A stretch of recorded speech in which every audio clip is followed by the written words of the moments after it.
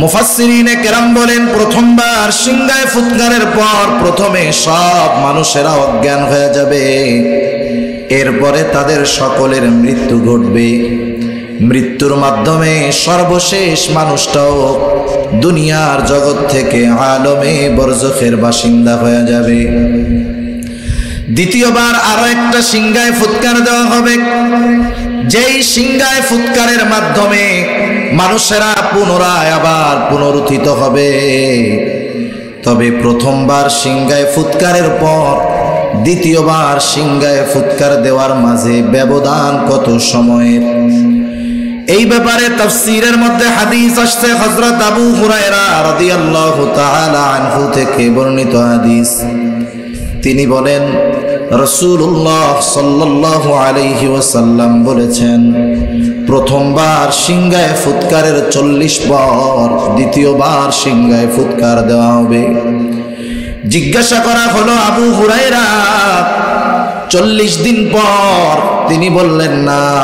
40 সপ্তাহ পর? তিনি বললেন না।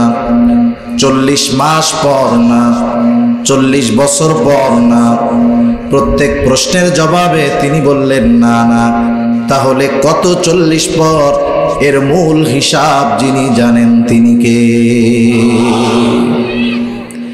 যেহেতু প্রশ্নটা এই পর্যন্ত শেষ, এর পরের প্রশ্নটা হয়তো যে 40,000 বছর পর নাকি, এই দৃষ্টিকোণ থেকে মুফাসসিরিনে কেরাম বলেন, যেই লোকটা পৃথিবী থেকে সর্বশেষ আলমে বরজখের বাসিন্দা হবে, ওই লোকটাকেও আলমে বরজখে কমপক্ষে 40,000 বছর অবস্থান করা লাগবে। ওয়া রাহমাতুল্লাহি ওয়া বারাকাতুহু। আলহামদুলিল্লাহ, আলহামদুলিল্লাহিল্লাযী হাদানা লিল ইসলাম, الذي نزل القرآن هدى للناس وبينات من الهدى والفرقان،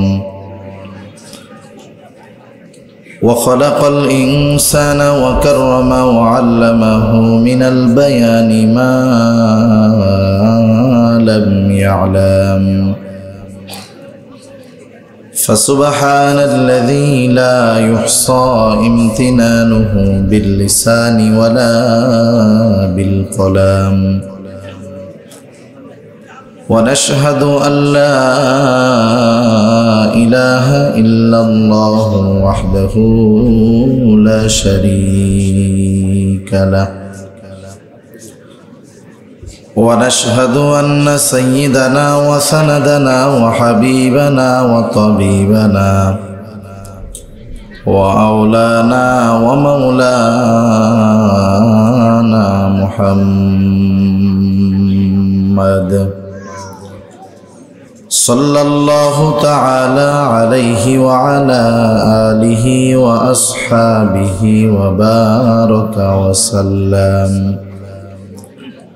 وبارك وسلم تسليما كثيرا كثيرا. أما بعد، فأعوذ بالله من الشيطان الرجيم. بسم الله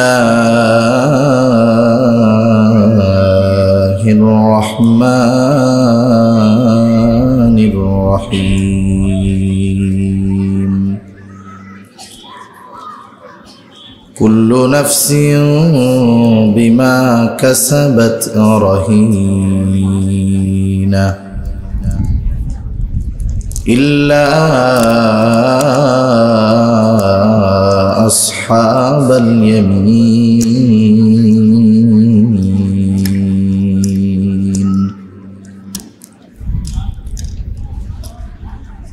في جنات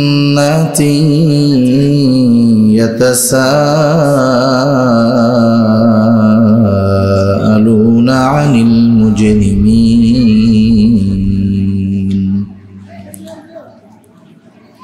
মা সালাকাকুম ফি সাকার قالوا لم نك من المصلين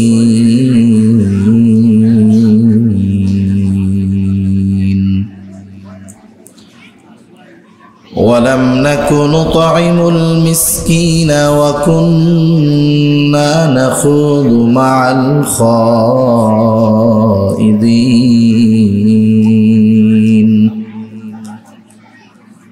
وكنا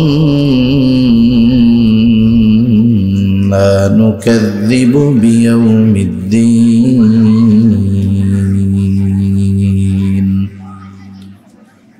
حتى أتانا اليقين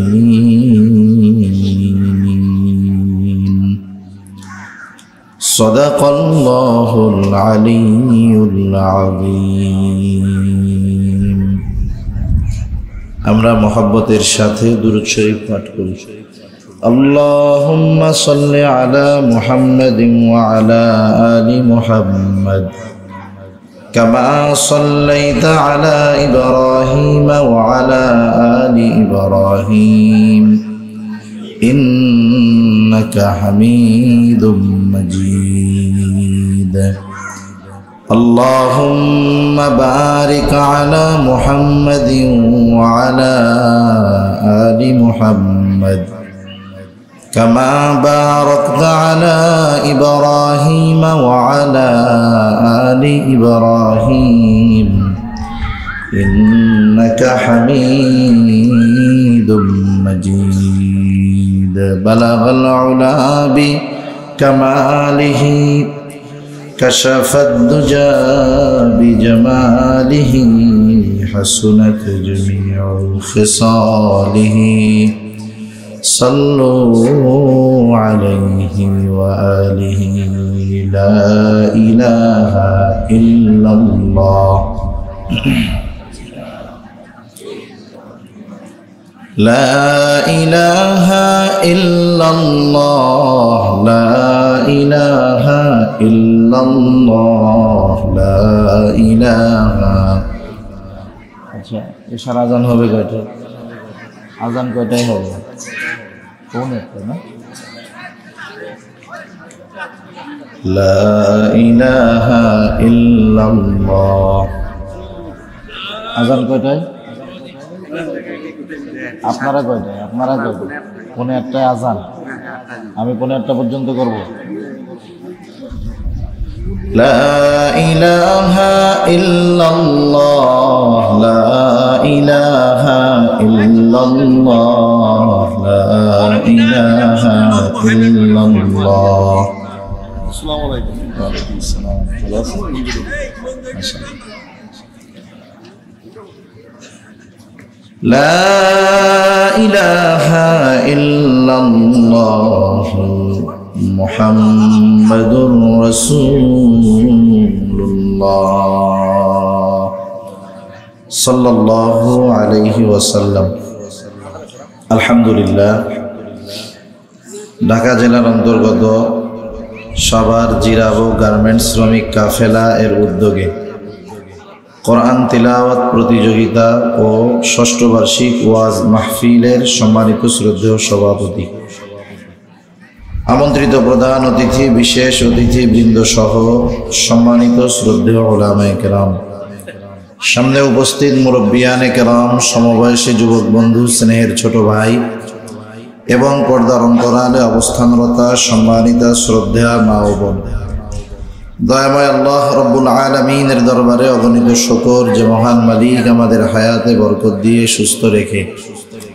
তার মহান হুকুম মাগরিবের নামাজের পর দুনিয়ার অন্যতম দামি এই মজলিসে আসার বসার, দ্বীনি আলোচনা শ্রবণ এবং আমাকেও আপনাদের খেদমতে কিছু দ্বীনি কথা পেশ করার সুযোগ যে মহান মালিক দান করেছেন, সে মহান মালিককে খুশি করার জন্য মহব্বতের সাথে জবান খুলে অন্তর থেকে আমরা একবার কালিমাতুশ শুকর পাঠ করি, আলহামদুলিল্লাহ।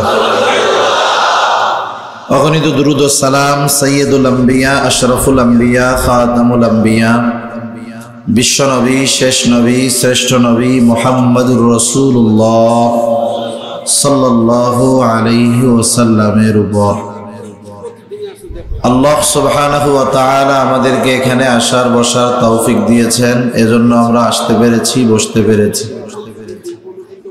যদিও এটা একটা মাঠ, কিন্তু দ্বীনি আলোচনার কারণে এই জায়গাটা এখন দুনিয়ার জান্নাতের বাগানে পরিণত হয়েছে। সুবহানাল্লাহ। হাদিসের মধ্যে আসছে, হযরত আনাস রাদিয়াল্লাহু তাআলা আনহু থেকে বর্ণিত হাদিস, রাসূলুল্লাহ সাল্লাল্লাহু আলাইহি ওয়াসাল্লাম বলেছেন, তোমরা যখন জান্নাতের বাগানের পাশ দিয়ে অতিক্রম করবা, সেখান থেকে ফল সংগ্রহ করবা। সাহাবা একরাম জিজ্ঞাসা করলেন, ইয়া রাসূলুল্লাহ, দুনিয়াতে জান্নাতের বাগান সেটা আবার কোনটা? নবীজি সাল্লাল্লাহু আলাইহি ওয়াসাল্লাম বললেন, দুনিয়ার জান্নাতের বাগান হলো জিকিরের মজলিস। যদিও মাহফিলগুলোর শিরোনামে থাকে ওয়াজ মাহফিল, তাফসির মাহফিল, জলসা, বিভিন্ন নাম থাকে, শিরোনামে যেই নাম থাকুক না কেন, এই ধরনের মজলিসগুলোর মধ্যে জিকির হয় কার? আমরা এখানে বসে সুবহানাল্লাহ বলি, আলহামদুলিল্লাহ বলি, লা ইলাহা ইল্লাল্লাহ বলি, আল্লাহু আকবার বলি, এগুলো কার জিকির? আল্লাহ তাআলার জিকির। যেই জিকিরের কারণে যদি একটা জায়গা, সাধারণ জায়গা, জান্নাতের বাগানে পরিণত হতে পারে, সেই জিকিরগুলো যারা করে বা যারা করবে, তারা কি দামি হওয়া থেকে বাদ যাবে? এজন্য আমরা আমাদের জবানকে জিকির দ্বারা সিক্ত করার চেষ্টা করব। হাদিসের মধ্যে আসছে, সহিহ মুসলিমের হাদিস, রাসূলুল্লাহ সাল্লাল্লাহু আলাইহি ওয়াসাল্লাম বলেন, আল্লাহ তাআলার কাছে চারটি কালিমা সবচাইতে প্রিয়। কয়টি কালিমা? চারটি কালিমা। সেগুলো হলো সুবহানাল্লাহ, আলহামদুলিল্লাহ, লা ইলাহা ইল্লাল্লাহ, আল্লাহু আকবার। এই চার কালিমা, সুবহানাল্লাহ, আলহামদুলিল্লাহ, লা ইলাহা ইল্লাল্লাহ, আল্লাহু আকবার, এগুলো কম বেশি সবার মুখস্থ আছে না? শুধু মুসলিম নয়, আমাদের অনেক অমুসলিম ভাইদেরও এগুলো মুখস্থ আছে না? নাই? এই চার কালিমা আল্লাহ তাআলার কাছে সবচাইতে প্রিয়। আরেকটা বর্ণনার মধ্যে আসছে, রাসূল সাল্লাল্লাহু আলাইহি ওয়াসাল্লামের কাছেও সবচাইতে প্রিয় কালিমা চারটা। সেগুলো সুবহানাল্লাহ, আলহামদুলিল্লাহ, লা ইলাহা ইল্লাল্লাহ, আল্লাহু আকবার। তাহলে যেই চার কালিমা আল্লাহর প্রিয়, যেই কালিমা, চার কালিমা রাসূলুল্লাহ সাল্লাল্লাহু আলাইহি ওয়াসাল্লামের প্রিয়, সেই কালিমাগুলো যদি আমরা আমাদেরও প্রিয় বানায় নেই, লাভ বেশি না কম? সেজন্য আমরা এই চার কালিমার জিকির বেশি বেশি করার চেষ্টা করব।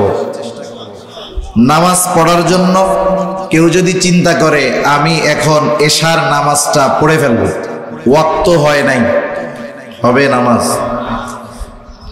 যেই নামাজ পড়বে সেই নামাজ পড়ার জন্য ওয়াক্ত হওয়ার দরকার। যেখানে খুশি সেখানেই নামাজে দাঁড়িয়ে যাওয়া যাবে না, কমপক্ষে জায়গাটা পাক হতে হবে, পোশাকটা পবিত্র হতে হবে। তাহলে নামাজের জন্য সময় হওয়ার দরকার, পোশাক পাক হওয়ার দরকার, নিজেরও পবিত্রতার দরকার। ওযু না থাকলে নামাজ পড়া যাবে না। কিন্তু বলেন তো, এই চার কালিমার জিকির করার জন্য ওয়াক্ত হওয়ার দরকার আছে? চলতে ফিরতে, হাঁটতে, বসতে, কাজ করতে সব সময় এই জিকিরগুলো করা যায়। আপনি কাজ করতেছেন অফিসে, আপনার হাত চলতেছে, মুখ দিয়ে জারি থাক সুবহানাল্লাহ, আলহামদুলিল্লাহ, লা ইলাহা ইল্লাল্লাহ, আল্লাহু আকবার। রাস্তায় চলতেছেন, গাড়ির মধ্যে আছেন, জবানে জারি থাক সুবহানাল্লাহ, আলহামদুলিল্লাহ, লা ইলাহা ইল্লাল্লাহ, আল্লাহু আকবার। তাহলে কি হবে? আজকে তো আন্তর্জাতিক মাতৃভাষা দিবস, 21শে ফেব্রুয়ারি। এই যে আমরা কথা বলতেছি বাংলা ভাষায়, এই কথা বলার অধিকার অর্জন করতে গিয়ে শহীদ সালাম বরকত এরা এদের জীবনকে উৎসর্গ করে দিয়েছে। আমরা দোয়া করি আল্লাহ তাআলা এনাদের শাহাদাতের মর্যাদা দান করুন। সেজন্য কথা বলার জন্য জীবন দেওয়ার ইতিহাস এ পৃথিবীতে আমাদের বাংলাদেশের বাঙালি এনারাই দেখিয়েছেন। এই যে কথা বলতে পারা, এটা বড় একটা নেয়ামত। জবান দিয়ে উচ্চারণ করতে পারি, এটা বড় একটা নেয়ামত। আল্লাহ সুবহানাহু ওয়া তাআলা দুনিয়াতে যেই নেয়ামতগুলো দিয়েছেন, আখিরাতে কিন্তু সেগুলোর ব্যাপারে আবার হিসাবও নেবেন। কথা বলতে পারতাম, এই কথা, এই শব্দ আমি কোথায় কোথায় ব্যবহার করেছি, এর হিসাব আমাকে আপনাকে আল্লাহ তাআলার কাছে দেওয়া লাগবে কি লাগবে না? আল্লাহ তাআলাও বলেন, মা ইয়ালফিযু মিন কওল ইল্লা লাদাইহি রাকীবুন আতীদ। সদা তৎপর একজন ফেরেশতা আমাদের সাথে আছে, যিনি আমরা যেই কথাগুলো জবান দিয়ে উচ্চারণ করি, যে কথাগুলো বলি, সাথে সাথে তিনি সংরক্ষণ করে ফেলেন। এখন আমার কথাগুলো যদি ভালো কথা হয়, আর এই কথাগুলো যদি তিনি সংরক্ষণ করেন, এই ভালো কথা আমার নাজাতের কারণ হবে। আর যদি কথাগুলো মন্দ হয়, পচা হয়, বকা হয়, তাহলে এগুলা পরকালে আমার আপনার শাস্তির কারণ হবে। ঠিক কিনা বলেন? এজন্য জবান হেফাজত করা এটা গুরুত্বপূর্ণ একটি বিষয়। দুটো হাদিস বলি জবান হেফাজত সম্পৃক্ত। আল্লাহ রাসূল সাল্লাল্লাহু আলাইহি ওয়াসাল্লাম বলেন, তোমরা আমাকে দুটো জিনিস হেফাজতের গ্যারান্টি দাও। কয়টা জিনিস? দুটো জিনিস। তোমরা যদি দুটো জিনিস হেফাজতের গ্যারান্টি দাও, আমি নবী তোমাদেরকে জান্নাতের গ্যারান্টি দিব। সুবহানাল্লাহ। দুটো জিনিস কি? একটা হলো জবানের হেফাজত, আর একটা হলো লজ্জাস্থানের হেফাজত। তাহলে জান্নাতের গ্যারান্টি যদি নবীজির থেকে পেতে হয়, জবানের হেফাজতের দরকার আছে না নাই? আর এক হাদিসের মধ্যে রাসূলুল্লাহ সাল্লাল্লাহু আলাইহি ওয়াসাল্লাম প্রকৃত মুসলমানকে তার পরিচয় উল্লেখ করতে গিয়ে আল্লাহর নবী গুরুত্বপূর্ণ দুটো বিষয়ের কথা উল্লেখ করেছেন। নামের আগে মুহাম্মদ, পিতা মুসলমান। মুসলমানি দিলে গরুর গোশত খাইলেই সে আসল মুসলমান হয় না। প্রকৃত মুসলমানের কিছু কোয়ালিফিকেশন থাকে, কিছু গুণ থাকে। রাসূল সাল্লাল্লাহু আলাইহি ওয়াসাল্লাম বলেন, আল মুসলিম মান সালিমাল মুসলিমুনা মিন লিসানিহি ওয়া ইয়াদিহি। নবীজি বলেন, প্রকৃত মুসলমান হলো সে যার জবান এবং হাতের অনিষ্ট থেকে অপর মুসলমান নিরাপদ থাকে। তাহলে প্রকৃত মুসলমান যদি হতে হয়, তাহলে জবানকে নিয়ন্ত্রণ তথা জবানের হেফাজতের দরকার আছে না নাই? জান্নাতের গ্যারান্টি পেতে হলে জবানের হেফাজতের দরকার। প্রকৃত মুসলমান হতে হলে জবান হেফাজতের দরকার। আর জবান হেফাজতের অন্যতম মাধ্যম হলো জবানকে আল্লাহ তাআলার জিকির দ্বারা সিক্ত করা। যেই জবানে যত বেশি আল্লাহ তাআলার জিকির উচ্চারিত হয়, সেই জবান তত হেফাজতে থাকে। ঠিক কিনা বলেন? আল্লাহ সুবহানাহু ওয়া তাআলা আমাদের সবার জবানকে জিকির দ্বারা সিক্ত করার তৌফিক দান করুন। সকলে বলি আমিন। আমি আপনাদের খেদমতে পবিত্র কোরআনুল কারীমের সূরা মুদ্দাসসির থেকে কয়েকটা আয়াত তিলাওয়াত করেছি। আল্লাহ তাআলার কাছে তৌফিক চাই, আল্লাহ তাআলা অল্প সময়ে কিছু কথা আমাকে বলার সুযোগ করে দেন, যে কথাগুলো আমাদের সবার দুনিয়া এবং আখিরাতের জন্য কল্যাণকর হয়। সকলে বলি আমিন। সম্মানিত উপস্থিতি, এই মুহূর্তে আমরা যারা এখানে আছি, গোটা দুনিয়াতে এই মুহূর্তে যত মানুষ আছে, আজ থেকে নিয়ে 100 বছর পর এই মুহূর্তে যারা এ পৃথিবীতে আছে, তাদের কেউ এ পৃথিবীতে থাকবে।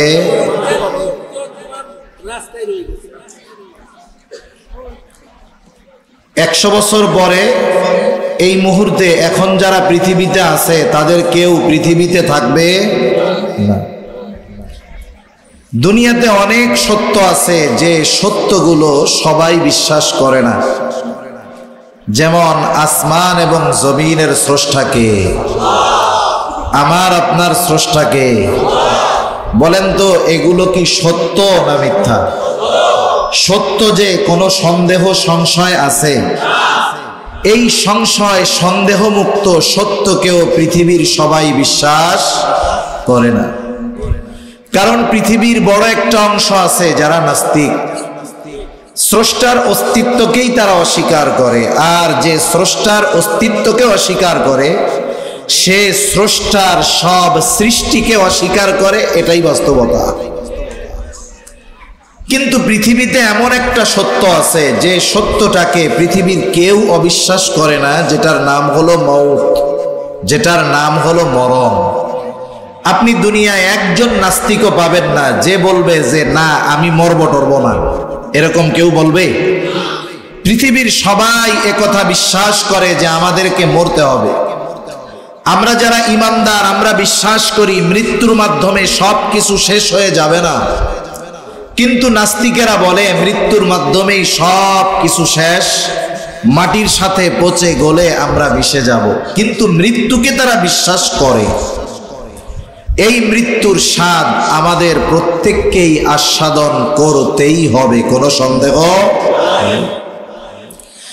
এজন্য আল্লাহ তাআলা কোরআনুল কারীমের মধ্যে মৃত্যুকে ইয়াকিন শব্দ দ্বারা উল্লেখ করেছেন, দৃঢ় সত্য, ইউনিভার্সাল ট্রুথ। আল্লাহ তাআলা বলেন ওয়া'বুদ রাব্বাক হাত্তা ইয়াতিয়াকাল ইয়াকিন। আল্লাহ তাআলা এক জায়গায় বলেন আপনি আপনার রবের ইবাদত করবেন কতক্ষণ? হাত্তা ইয়াতিয়াকাল ইয়াকিন, দৃঢ় সত্যের আগমন পর্যন্ত। অর্থাৎ মৃত্যু পর্যন্ত আপনি আপনার রবের ইবাদত করবেন। এই মৃত্যুর স্বাদ আমাদের প্রত্যেককে আস্বাদন করতেই হবে। সাধারণত আমাদের দেশে যখন কোনো মানুষ মারা যায়, মারা যাওয়ার পরে বিভিন্ন মাইকে তার মৃত্যুর খবর প্রচার করা হয়, ঠিক কিনা বলেন? মৃত্যুর খবর যখন প্রচার করা হয়, মৃত্যুর খবর প্রচারের সময় একটা শব্দ উল্লেখ করা হয়, বলা হয় অমক এলাকার অমক আজ বিকাল 5 ঘটিকার সময় ইন্তেকাল করিয়াছে। এরকমই তো বলে নাকি, যে আগামী দিন সকাল 8টা বা 9টায় অমক মাঠে তার জানাজা অনুষ্ঠিত হবে। তাহলে মৃত্যুর খবর প্রচারের সময় একটি শব্দ বলে, যেই শব্দটা আরবি শব্দ ইন্তেকাল। ইন্তেকাল শব্দের অর্থ হলো স্থানান্তরিত হওয়া। তার মানে স্থানান্তর কাকে বলে? এক জায়গায় ছিল আর এক জায়গায় গেছে। ইন্তেকাল মানে সবকিছু শেষ হয়ে গেছে বিষয়টা এমন নয়, বরং এক জায়গায় ছিল আর এক জায়গায় গেছে। অফিস এক বিল্ডিং এ ছিল, স্থানান্তর করে আর এক বিল্ডিং এ নেওয়া হয়েছে। এর মানে অফিস শেষ হয়ে যায় নাই, জায়গা পরিবর্তন হয়েছে, ঠিক কিনা? আমরাও মৃত্যুর মাধ্যমে মূলত ইন্তেকাল করি। ইন্তেকাল করার মাধ্যমে কি হয়? এক জায়গা থেকে আর এক জায়গায় আমরা যাই। ইন্তেকাল করার আগে আমরা আসি এখন দুনিয়ায়। ইন্তেকালের মাধ্যমে আমরা নতুন আর এক জগতে যাই, যেই জগতের নাম হলো আলমে বরজখ। আলমে বরজখে আমাদের প্রত্যেককেই অবস্থান করতে হবে, যেতে হবে।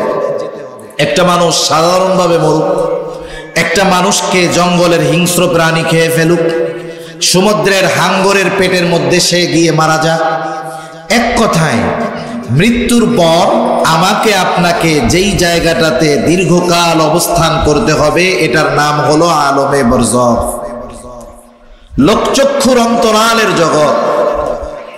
ওই জগতের কোনো কিছু দুনিয়ার মানুষ দেখতে পারে না বিধায় ওই জগৎকে অস্বীকার করার কোনো সুযোগ নাই। আলমে বরজখে আমাদের সকলকে অবস্থান করতে হবে দীর্ঘকাল, তবে অনন্তকাল নয়।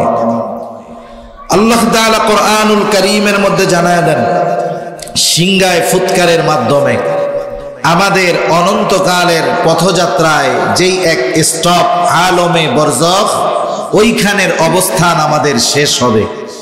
আল্লাহ তাআলা কোরআনুল কারীমের মধ্যে বলেন, ওয়ানুফিখা ফিস-সূর ফাসাইকা মান ফিস-সামাওয়াতি ওয়া মান ফিল-আরদি ইল্লা মান শাআল্লাহ ثم نفخ فيه أخرى فإذا هم قيام ينظرون আল্লাহ রাব্বুল আলামিন বলেন, প্রথমবার সিংহায় ফুৎকার দেওয়ার পর فصعق من في السماوات ومن في الأرض إلا من شاء الله। প্রথমবার সিংহায় ফুৎকার দেওয়ার পর আল্লাহ তাআলা যেগুলো চান সেগুলো ছাড়া আসমান জমিনের মাঝে যত প্রাণ আছে, যত প্রাণী আছে, যত মানুষ আছে, আল্লাহ তাআলা যেগুলো চান সেগুলো ছাড়া সব অজ্ঞান হয়ে যাবে। মুফাসসিরিনে কেরাম বলেন, প্রথমবার সিংহায় ফুৎকারের পর প্রথমে সব মানুষেরা অজ্ঞান হয়ে যাবে, এরপরে তাদের সকলের মৃত্যু ঘটবে। মৃত্যুর মাধ্যমে সর্বশেষ মানুষটাও দুনিয়ার জগৎ থেকে আলমে বরজখের বাসিন্দা হয়ে যাবে। দ্বিতীয়বার আরো একটা সিংহায় ফুৎকার দেওয়া হবে, যেই সিংহায় ফুৎকারের মাধ্যমে মানুষেরা পুনরায় আবার পুনরুত্থিত হবে। তবে প্রথমবার সিংহায় ফুৎকারের পর দ্বিতীয়বার সিংহায় ফুৎকার দেওয়ার মাঝে ব্যবধান কত সময়ের? এই ব্যাপারে তাফসীরের মধ্যে হাদিস আসছে। হযরত আবু হুরায়রা রাদিয়াল্লাহু তাআলা আনহু থেকে বর্ণিত হাদিস। তিনি বলেন, রাসূলুল্লাহ সাল্লাল্লাহু আলাইহি ওয়াসাল্লাম বলেছেন, প্রথমবার সিংহায় ফুৎকারের 40 পর দ্বিতীয়বার সিংহায় ফুৎকার দেওয়া হবে। জিজ্ঞাসা করা হলো, আবু হুরায়রা 40 দিন পর? তিনি বললেন না।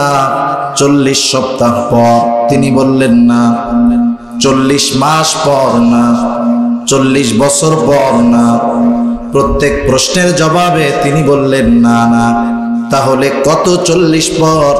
এর মূল হিসাব যিনি জানেন তিনি কে? যেহেতু প্রশ্নটা এই পর্যন্ত শেষ, এর পরের প্রশ্নটা হয়তো যে 40,000 বছর পর নাকি, এই দৃষ্টিকোণ থেকে মুফাসসিরিনে কেরাম বলেন, যেই লোকটা পৃথিবী থেকে সর্বশেষ আলমে বরজখের বাসিন্দা হবে, ওই লোকটাকেও আলমে বরজখে কমপক্ষে 40,000 বছর অবস্থান করা লাগবে। তাহলে প্রথমবার সিংহায় ফুৎকার থেকে নিয়ে দ্বিতীয়বার সিংহায় ফুৎকার পর্যন্ত ব্যবধানের সময় কমপক্ষে 40,000 বছর। আল্লাহ রাব্বুল আলামিনের নির্দেশে ইসরাফিল আলাইহিস সালাম দ্বিতীয়বার সিংহায় ফুৎকার দিবেন। আল্লাহ তাআলা বলেন, সুম্মা নুফিখা ফীহি উখরা ফাইযা হুম কিয়ামুন ইয়ানদুরুন। আল্লাহ তাআলা বলেন, অতঃপর যখন পুনরায় সিংহায় ফুৎকার দেওয়া হবে, প্রত্যেকের অবস্থান স্থল থেকে উঠে দাঁড়িয়ে যাবে।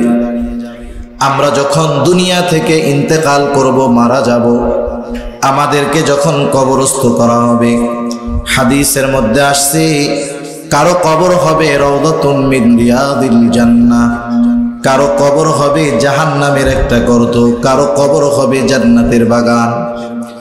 যার কবরটা জান্নাতের বাগান হয়ে যাবে, সে মনে করবে এটাই মনে হয় জান্নাত। ফেরেশতারা তাকে তখন বলবে, না না, এটা যে জান্নাত এমনটা নয়, বরং জান্নাতের নেয়ামত তো এর চাইতে অকল্পনীয় নেয়ামত আল্লাহ তাআলা রাখছে। যেই জান্নাতের বাসিন্দা তুমি হবে কিয়ামতের পর। এইবার ওই আল্লাহর বান্দা আল্লাহ তাআলার দরবারে ফরিয়াদ জানাবে আর বলবে, আল্লাহ, যথাদ্রুত সম্ভব আপনি কিয়ামত কায়েম করেন। আবার আরেক দল মানুষের কবর হবে জাহান্নামের একটা গর্ত। ওই জাহান্নামের গর্ত যার কবর হবে, সে মনে করবে এটাই মনে হয় জাহান্নাম। তাকে জানানো হবে, এটা জাহান্নাম নয়, এটা জাহান্নাম নয়, বরং জাহান্নামের শাস্তি এর চাইতে কল্পনাতীত আরো বেশি কষ্টের। লোকটা এবার আরো ভীত হয়ে যাবে। সে আল্লাহর কাছে ফরিয়াদ জানাবে আর বলবে, আল্লাহ, কিয়ামত জানি সহজে কায়েম না হয়, তার মানে আলমে বরজখ কারো জন্য হবে শান্তির জায়গা, কারো জন্য হবে প্রচন্ড কষ্টের জায়গা। দ্বিতীয়বার সিংহায় ফুৎকার দেওয়ার পর সকলেই তো কবর থেকে উঠবে, নাকি দুই একজন ঘুমায় থাকবে? সবাই উঠবে। যার কবরে আযাব হচ্ছিল, আলমে বরজখে যে কষ্টে ছিল, ওই লোকটাও হাসরের ময়দানে উঠবার পর হাসরের ময়দানের অবস্থা শুধু তাকায়া দেখে সে তার কবরে যে আযাব ছিল, আযাবের কথা সে ভুলে যাবে। সে বলবে, ইয়া ওয়াইলানা মান বাআসানা মিন মারকাদিনা। তারা বলবে, হায় দুর্ভোগ, কে আমাদেরকে আমাদের অবস্থান স্থল থেকে জাগায়া দিল, কে আমাদের ঘুমটা ভাঙায়া দিল। মুমিনরা অথবা ফেরেশতারা তাদের এই কথার জবাবে বলবে, হাদা মা ওয়াদার রহমান ওয়া সাদাকাল মুরসালুন। মুমিনরা অথবা ফেরেশতারা বলবে, হাদা মা ওয়াদার রহমান, এটা হলো দয়াময়ের সেই প্রতিশ্রুত দিবস, যেই দিবসের সত্যায়ন রাসূলগণ করেছে, যেই দিবসের ওয়াদা আল্লাহ তাআলা করেছেন, আর যেই দিবসের সত্যায়ন রাসূলগণ করেছেন। এটা কোন দিবস? কোরআনের ভাষায় এর এক নাম হলো ইয়াউমুল হাসর, আর এক নাম হলো ইয়াউমুল কিয়ামা। শুধু তাই না, এই দিবসের কথা প্রতিদিন প্রতি রাকাত নামাজে আমাদের স্মরণ করায় দেওয়া হয়। আমরা যখন নামাজ পড়ি, ইমামের পেছনে যখন পড়ি, ইমামের কেরাত মুসল্লির কেরাত। ইমাম যখন কোরআন তিলাওয়াত করেন, প্রত্যেক নামাজের প্রতি রাকাতে সূরা ফাতিহা ইমাম পড়েন কি পড়েন না? এর আরেক নাম হলো ইয়াউমুল জাযা, ফলাফল দিবস, প্রতিদান দিবস। আল্লাহ রাব্বুল আলামিন কোরআনুল কারীমের মধ্যে বলেন, ওয়া ইন্নামা তুওয়াফাউনা উজুরাকুম ইয়াওমাল কিয়ামাহ ফামান যুহজিহা আনিন নার ওয়া উদখিলাল জান্নাতা ফাকাদ ফাজ। আল্লাহ তাআলা বলেন, কিয়ামতের দিন মানুষকে তার কর্মের পূর্ণ প্রতিদান দেওয়া হবে। মুফাসসিরিনে কেরাম বলেন, কথাটা হলো এইরকম, কিয়ামতের দিন প্রত্যেকটা মানুষকে তার দুনিয়ার কর্মের পূর্ণ প্রতিদান দেওয়া হবে। আল্লাহ তাআলা বলেন, ফামান যুহজিহা আনিন নার, সেই দিন যাকে আগুন থেকে বাঁচানো হবে তথা জাহান্নাম থেকে বাঁচানো হবে। ওয়া উদখিলাল জান্নাতা ফাকাদ ফাজ, আর যাকে জান্নাতে প্রবেশ করানো হবে আল্লাহ তাআলা বলেন ফাকাদ ফাজ, ওই লোকটা সফল হয়ে যাবে। সেই দিন আমাকে আপনাকে আমার আপনার কর্মের পূর্ণ প্রতিদান দেওয়া হবে। ওই দিন আল্লাহ তাআলা ন্যায় বিচারের জন্য ইনসাফের আদালত কায়েম করবে। আল্লাহ তাআলা কোরআনুল কারীমের মধ্যে বলেন, وَنَضَعُ الْمَوَازِينَ الْقِسْطَ لِيَوْمِ الْقِيَامَةِ فَلَا تُظْلَمُ نَفْسٌ شَيْئًا وَإِنْ كَانَ مِثْقَالَ حَبَّةٍ مِّنْ خَرْدَلٍ أَتَيْنَا بِهَا وَكَفَى بِنَا حَاسِبِينَ। আল্লাহ রাব্বুল আলামিন বলেন, আমি কিয়ামতের দিন ন্যায় বিচারের আদালত কায়েম করব। আল্লাহ রাব্বুল আলামিন বলেন, ফালা তুযলামু নাফসুন শাইআ, আমার আদালত হলো এমন এক আদালত, আমার বিচারালয় হলো এমন এক বিচারালয়, ফালা তুযলামু নাফসুন শাইআ, আমার আদালতে কারো প্রতি ন্যূনতম জুলুম করা হবে না। কারণ বলেন তো, ওই দিন ওই আদালতের একচ্ছত্র আধিপত্য যার, যিনি তিনি কে? সেদিন আল্লাহ তাআলা হবেন বিচারক, আল্লাহর আদালতের বিচারক আল্লাহ। দুনিয়ার আদালতগুলোর মধ্যে অনেক সময় ন্যায় বিচার পাওয়া কঠিন, অনেকাংশে অধিকাংশ ক্ষেত্রে দেখা যায় অবিচার বেশি হয়। অনেক ক্ষেত্রে এমন হয় মাজলুম যে তার উপরে আরো জুলুম বেশি হয়, ঠিক কিনা বলে? আবার অনেক ক্ষেত্রে নিরপরাধ ব্যক্তিকেও বড় শাস্তি দিয়ে দেওয়া হয়, হয় কি হয় না? আমরা মাঝে মধ্যে দেখি এরকম যে 30 বছর জেল খেটে বের হয়েছেন, 30 বছর পরে প্রমাণিত হয়েছে উনি এই ঘটনার সাথে জড়িতই ছিলেন না। সেজন্য মনে রাখতে হবে আজকের দিনটা হয়তো জালেমের, আগামী দিনটা মাজলুমের, ঠিক কিনা বলে? হয়তো আজকে আমরা অনেকে ন্যায় বিচার বঞ্চিত হচ্ছি, কিন্তু কিয়ামতে আল্লাহ অবিচার করবে না। আল্লাহ রাব্বুল আলামিন সেই দিন হবেন বিচারক। কোন বিচারক, ন্যায় বিচারক যদি ন্যায় বিচার করতে চান তাহলে তাকে দুটো জিনিসের সাহায্য নিতে হয়। কয়টা জিনিস? ন্যায় বিচারের জন্য বিচারকের সামনে দুটো জিনিস দরকার। একটু খেয়াল দিয়ে কথাগুলো শুনবো আমরা। ন্যায় বিচারের জন্য দুটো জিনিস দরকার। এক নাম্বার দরকার সত্যবাদী সাক্ষী এবং তার সত্য সাক্ষ্য। সাক্ষীও হতে হবে সত্যবাদী, ওই সাক্ষী যেই বক্তব্য দিবে, সাক্ষ্য দিবে, সেটাও হতে হবে সত্য। কিন্তু আফসোস আমাদের এই দুনিয়ায় এই সাক্ষীর ব্যাপারটা নিয়ে বেশি ঝামেলা হয়। অনেক সময় হয় সাক্ষী ঠিকই সত্যবাদী সাক্ষী, সত্য সাক্ষী, কিন্তু আদালতে গিয়া যা কয় সব মিছা কথা। হয় কি হয় না? মনে করেন সে উপস্থিত ছিল, সাক্ষী হওয়ার জন্য উপস্থিত থাকার দরকার, শাহেদ আমরা বলি না, প্রত্যক্ষদর্শী, যে দেখছে আর কি, সে সাক্ষী হলো, আদালতে গেল, সে সব দেখছে, কিন্তু ওই জায়গায় যাইয়া বয়ান ঘুরে গেছে, কয় আমি কিছুই দেখি না, আমি কিছুই জানি না। আবার অনেক ক্ষেত্রে এমনটা হয় যে সাক্ষী হিসাবে যাকে উপস্থিত করা হয়, যার বিরুদ্ধে সাক্ষী দিবে তাকে সে জীবনে দেখেও নাই, চিনেও না। এমন হয় কি হয় না বলে? তাহলে ন্যায় বিচারের জন্য এক নাম্বার দরকার সত্যবাদী সাক্ষী এবং তার সত্য সাক্ষ্য।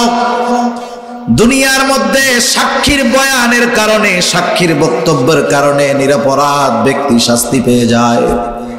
কিয়ামতের ময়দানে ওই ন্যায় বিচারের দিন ন্যায় বিচারক আল্লাহ তাআলাও সাক্ষীর ব্যবস্থা করবেন। আল্লাহ তাআলার সাক্ষী কারা বলেন তো? দুনিয়ার যেখানেই আমি আপনি যাই না কেন, রাত হোক, দিন হোক, ঘরে হোক, বাহিরে হোক, গহীন অরণ্যের মধ্যে একাকী হোক, আমি আপনি যেই অবস্থায় যেই কর্মটা করি না কেন, আমার আপনার আমলটা, কর্মটা যদি সরিষা দানার চাইতেও ছোট হয়, আমার আপনার সব কর্মের ব্যাপারে যিনি খবর রাখেন, যিনি দেখেন, তিনি কে? সাক্ষী হওয়ার জন্য শাহেদ দেখার দরকার। তাহলে আমরা দুনিয়ায় যে কাজ করি, দুনিয়ার সব কাজ দেখেন কে? তাহলে আমার আপনার সব কর্মের অন্যতম প্রধান এবং প্রথম সাক্ষী কে? আল্লাহ রাব্বুল আলামিন নিজের সাক্ষীর ব্যাপারে নিজেই বলেন, কাফা বিল্লাহি শাহিদা।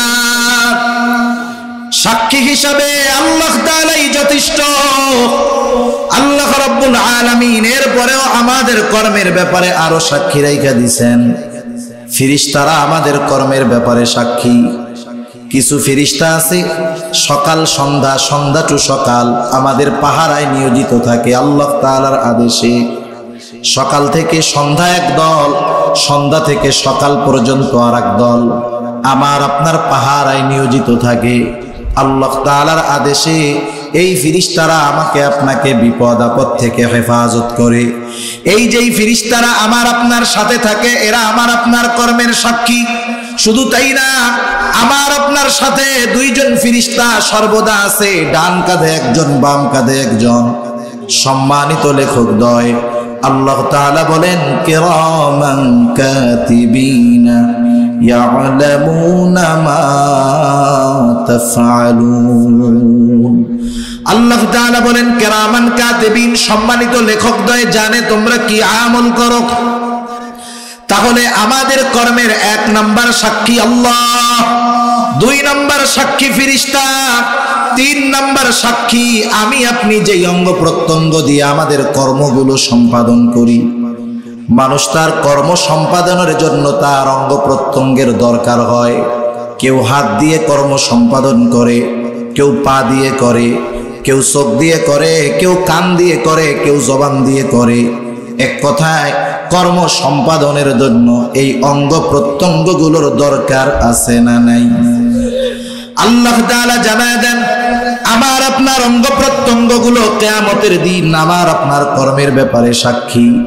আল্লাহ তাআলা বলেন, আল-ইয়াউমা নাখতিমু আলা আফওয়াহিহিম ওয়া তুকাল্লিমুনা আইদিহিম ওয়া তাশহাদু আরজুলুহুম বিমা কানু ইয়াকসিবুন। আল্লাহ তাআলা বলেন, আল-ইয়াউম, আজকের এই দিন অর্থাৎ কিয়ামতের দিন, নাখতিমু আলা আফওয়াহিহিম, আমি তাদের মুখের উপরে মোহর মেরে দিব, বাক শক্তি রুদ্ধ হয়ে যাবে, কথা বলতে পারবে না। ওয়া তুকাল্লিমুনা আইদিহিম, আল্লাহ তাআলা বলেন আমার সাথে কথা বলবে তাদের হাত, ওয়া তাশহাদু আরজুলুহুম, সাক্ষী দিবে তাদের পা, বিমা কানু ইয়াকসিবুন, এই হাত পা দ্বারা দুনিয়ায় তারা কি উপার্জন করেছে। শুধু হাত পা সাক্ষী দিবে তা নয়, আল্লাহ তাআলা আরেক জায়গায় বলেন, শাহিদা আলাইহিম সামউহুম ওয়া আবসারুহুম ওয়া জুলুদুহুম বিমা কানু ইয়ামালুন। আল্লাহ তাআলা বলেন সাক্ষী দিবে তাদের কান, সাক্ষী দিবে তাদের চোখ, সাক্ষী দিবে তাদের চামড়া। কিয়ামতের দিন এরা কথা বলবে, কান কথা বলবে, চোখ কথা বলবে, হাত কথা বলবে, পা কথা বলবে। বলেন তো এরা যে কথা বলবে কোনো সন্দেহ আছে নাকি? আল্লাহ রাব্বুল আলামিনের কাছে তারা আমাদের কর্মের ব্যাপারে বলবে। হায়াতের জিন্দেগি 60-70 বছর হায়াত পাওয়া মানুষের কাছে জিজ্ঞাসা করেন, চাচা দাদা 80 বছর 70 বছরে দুনিয়ায় আপনার হাত বা চোখ কান কোনোদিন কথা বলছে নাকি? বলেন তো মুরব্বী জবাবে হ্যাঁ বলবে নাকি না বলবে? কারণ কথা বলে নাই। কেউ যদি সারা রাত চোখ দিয়ে গোনার জিনিস দেখে চোখ না করবে না, কথা বলবে না। কানের মধ্যে ইয়ারফোন লাগায় যদি গান শুনে কান কোনোদিন কিছু বলবে না। জবান দিয়ে যতই খারাপ কথা বলুক না কেন, যত বকাঝকা দেখ না কেন, জবান কোনোদিন মানা করবে না। হাত দিয়ে যত জুলুম করুক না কেন, হাত কোনোদিন কথা বলবে না। তাহলে 70-80 বছর একসাথে থাকলাম, কথা বলে নাই। কিয়ামতের দিন যখন মানুষেরা দেখবে তার অঙ্গ প্রত্যঙ্গগুলো কথা বলতেছে, অবাক হয়ে যাবে। অবাক হয়ে প্রশ্ন করবে, ক্বালু লিজুলুদিহিম লিমা শাহিদতুম আলাইনা,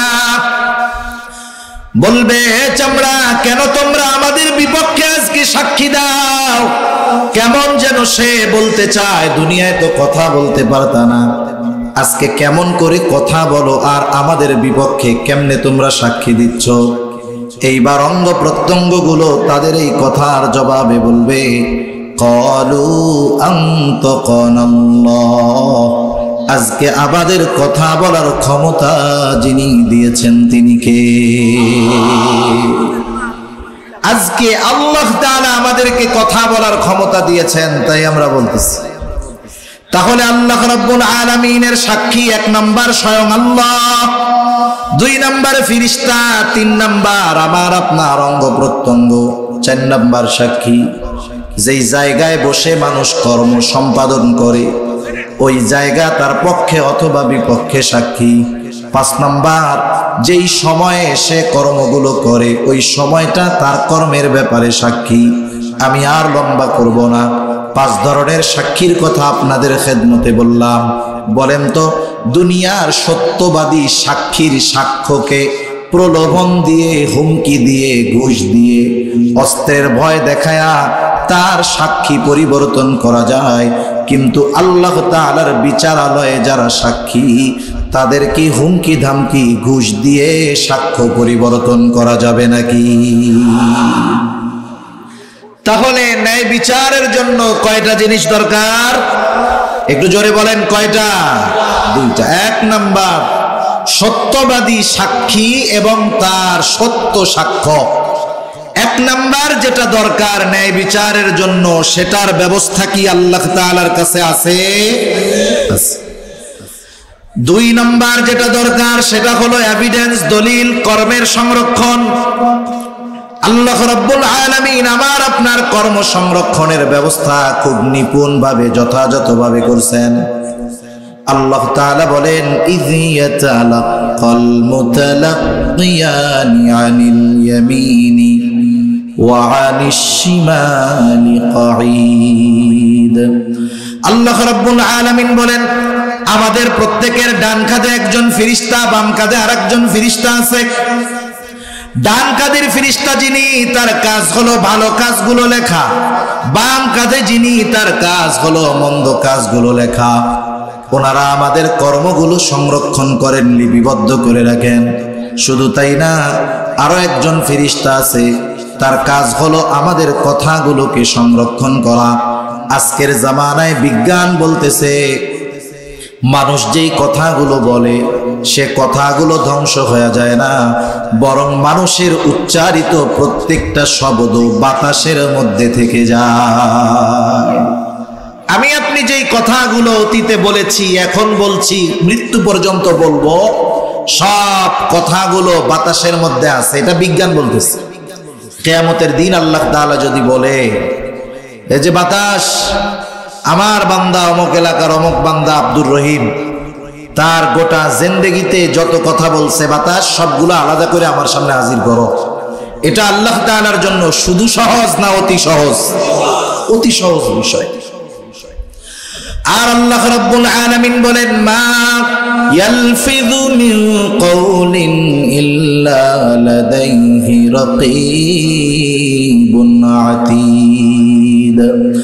আল্লাহ রাব্বুল আলামিন বলেন, সদা তৎপর একজন ফেরেশতা আমাদের সাথে সর্বসময় আছে। মানুষ যা জবান দিয়ে নিক্ষেপ করে, অর্থাৎ জবান দিয়ে যেই কথাগুলো শব্দগুলো উচ্চারণ করে, ওই সদা তৎপর ফেরেশতা ওই কথাটা উচ্চারণ করার সাথে সাথে সে সংরক্ষণ করে রাখে। তার মানে আমি আপনি যত কথা বলি, যত কাজ দুনিয়াতে করি, আমার আপনার কথা কাজ সংরক্ষণের ব্যবস্থা করেছেন কে? এগুলো সব ফাইল আকারে তৈরি হচ্ছে, ফাইল আমলনামা আকারে। ইয়াউমুল হাসর, যেই দিন আমাদের সকলকে একত্রিত করা হবে, আল্লাহ রাব্বুল আলামিন আমাদের দুনিয়ার কর্মের প্রত্যেকটা ফাইল আমলনামা, যার যার আমলনামা তার তার হাতে পৌঁছায়া দিবে। আল্লাহ রাব্বুল আলামিন জানায় দেন, ওই আমলনামা কেউ ডান হাতে পাবে, কেউ বাম হাতে পাবে। আমাদের আমলনামা আমাদের কাছে পৌঁছায়া দেওয়া হবে। ন্যায় বিচারের জন্য যেই দুটো জিনিস দরকার আল্লাহ তাআলা ব্যবস্থা করে রাখছেন। শুধু তাই না, আমাদেরকে আমাদের আমলের খবর পর্যন্ত জানায় দিবেন কে? আমলনামাগুলো হাসরের ময়দানে ছেড়ে দেওয়া হবে। কেউ আমলনামা ডান হাতে পাবে, কেউ বা বাম হাতে আমলনামা পাবে। মন চাইলেই ডান হাতে আমলনামা নেওয়া যাবে না, মন চাইলেই বাম হাতে নেওয়া যাবে না। কিয়ামতের দিন কে ডান হাতে আমলনামা পাবে আর কে বাম হাতে পাবে, সেটা নির্ভর করবে তার দুনিয়ার কর্মের উপর। মন চাইলেই দইরা ডান হাতে চা খাইলাম, মন চাইলেই বাম হাতে খেলাম, বিষয়টা এমন নয়। বরং কে ডান হাতে আমলনামা পাবে, কে বাম হাতে পাবে, নির্ভর করবে এই দুনিয়ায় সে কেমন আমল করেছে, তার কর্ম কেমন ছিল এর উপরে। আমলনামাগুলো ছেড়ে দেওয়া হবে, কেউ ডান হাতে পাবে আমলনামা। ডান হাতে যারা আমলনামা পাবে তারা তো সফল, তারা আনন্দিত হয়ে যাবে। ডান হাতে আমলনামা পাওয়ার পর তাদের অভিব্যক্তি কেমন হবে, তারা কত আনন্দিত হবে। আল্লাহ তাআলা কোরআনুল কারীমের মধ্যে বলেন, ফাআম্মা মান উতিয়া কিতাবাহু বিয়ামিনি ফায়াকুলু হাউম ইকরাউ কিতাবিয়া ইন্নী যানানতু আন্নী মুলাকিন হিসাবিয়া।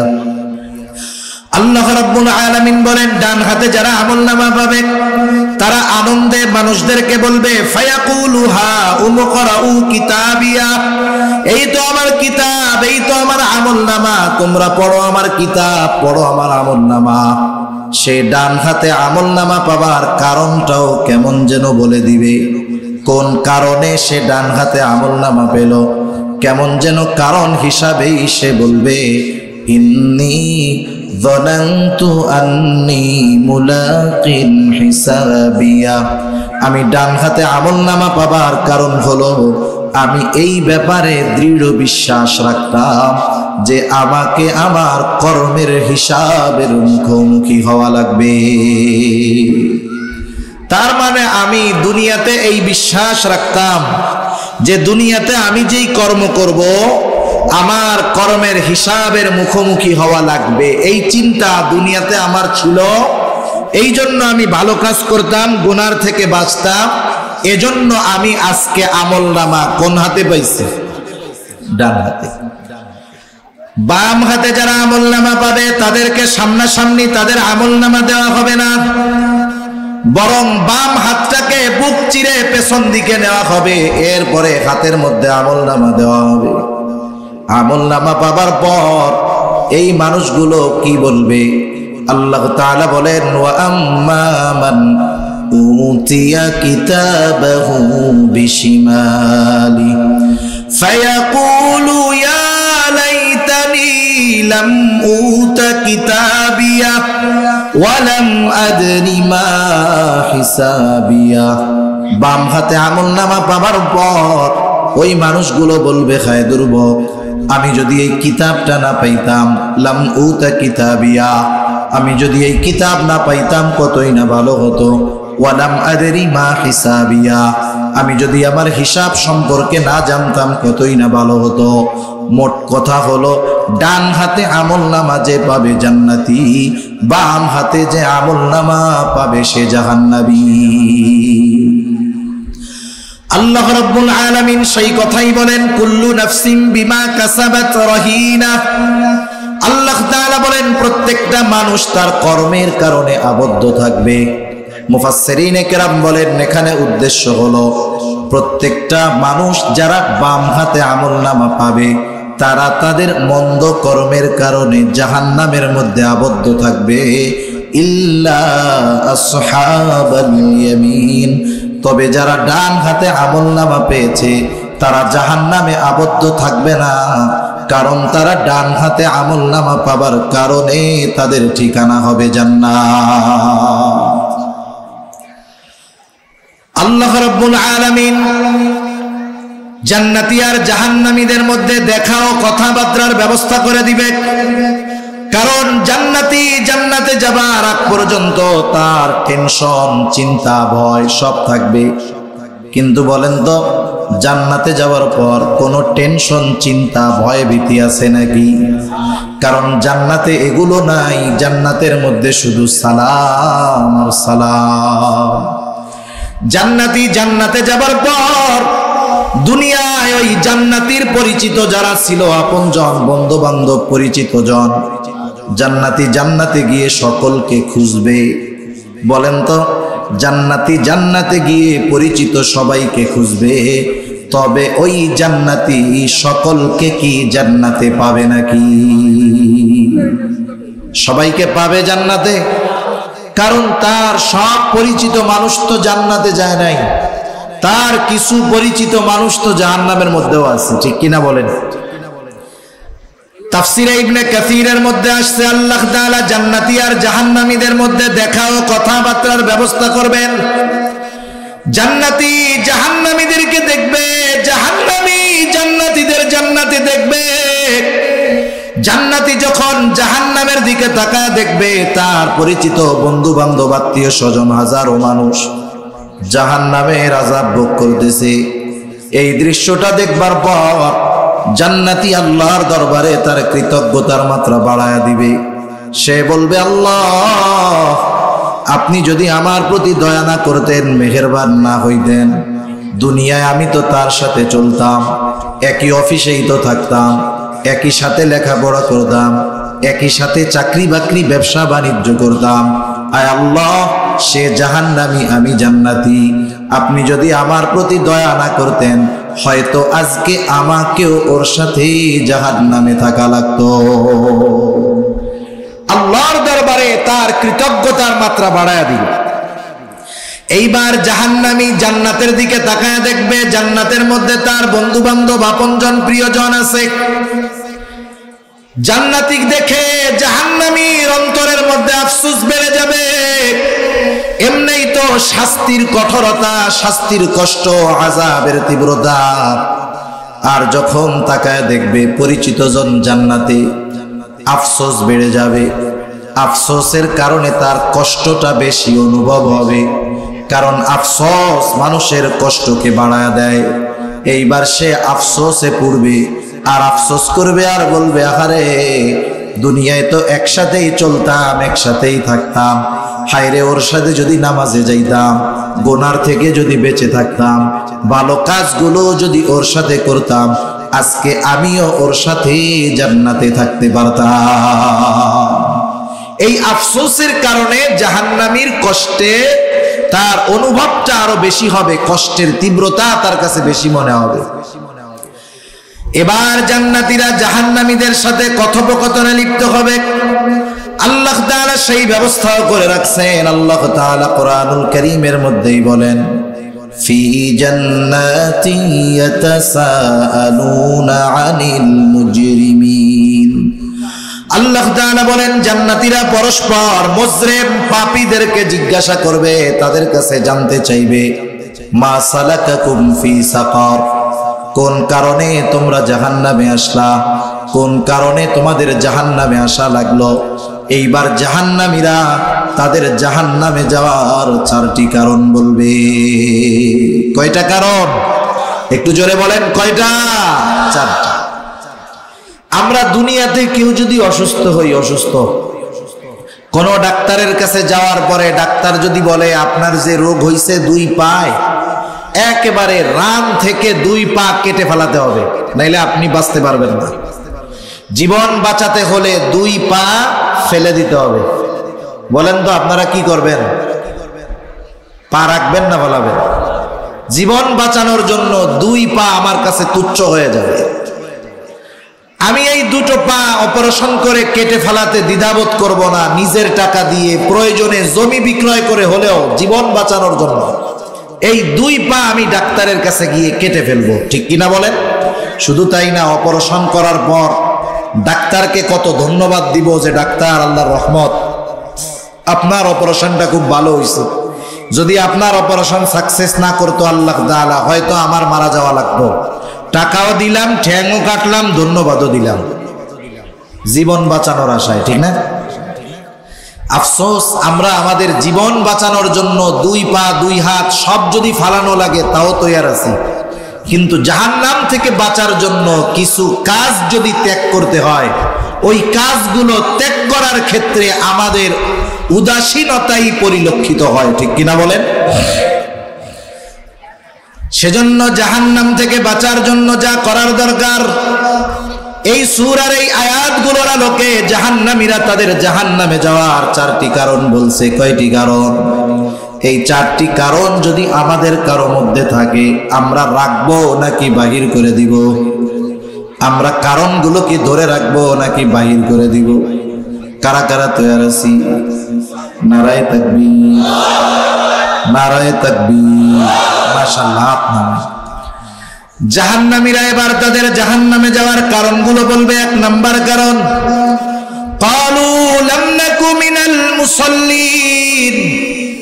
1 নাম্বার কারণ বলবে, আমরা জাহান্নামে আসলাম যেই কারণে, লাম নাকু মিনাল মুসাল্লিন, আমরা মুসল্লি ছিলাম না। জাহান্নামীরা জাহান্নামে যাওয়ার অন্যতম কারণ তারা মুসল্লি ছিল না। আমরা মুসল্লি হব।